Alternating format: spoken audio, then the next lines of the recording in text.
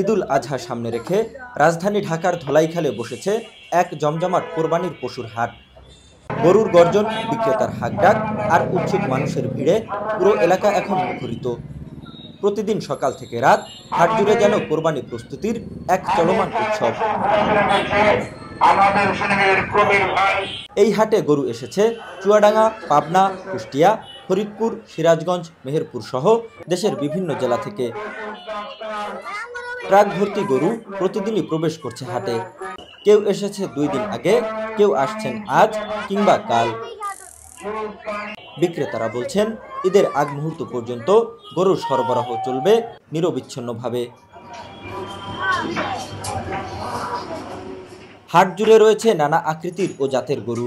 দেশি জাতের পাশাপাশি দেখা মিলছে শাহিওয়াল, পোল্যান্ড ফ্রিজিয়ান, নেলোর, সিন্ধি ও মন্টেগ্রো জাতের গরু। আছে টন ওজনের হাইব্রিড শঙ্কর গরুও। তবে চাহিদার শীর্ষে রয়েছে মাঝারি আকৃতির সাচ্চা দেশি গরু।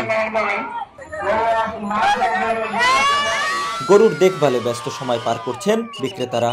কেউ গরুর গায়ে ঠান্ডা পানি ছিটিয়ে দিচ্ছেন, কেউ খড় খাওয়াচ্ছেন, আবার কেউ ঘাস ভুসিতে গরুর পছন্দ খুঁজে নিচ্ছেন। প্রচণ্ড গরমেও পশুগুলোর সুস্থতা ধরে রাখতে তারা নিচ্ছেন প্রয়োজনীয় সব ব্যবস্থা। হাটে শুধু বড়রাই নন, এসেছেন শিশুরাও। তাদের চোখে মুখে দেখা যাচ্ছে মুগ্ধতা ও আনন্দ। গরুর গায়ে হাত বুলিয়ে দেওয়া, খড় নিয়ে খাওয়ানোর চেষ্টা কিংবা পাশে দাঁড়িয়ে ছবি তোলায় মেতে উঠেছে ছোটরা। এই শিশুদের প্রাণোচ্ছল উপস্থিতি হাটে এনেছে এক ভিন্ন মাত্রা। দিন যত যাচ্ছে হাটে ততই বাড়ছে গরুর সংখ্যা। ব্যবসায়ীরা আশা করছেন ঈদের আগের 3-4 দিন হবে সবচেয়ে ব্যস্ত সময়। সরবরাহ ভালো থাকলে দামে স্থিতিশীলতা আসবে বলে ধারণা তাদের।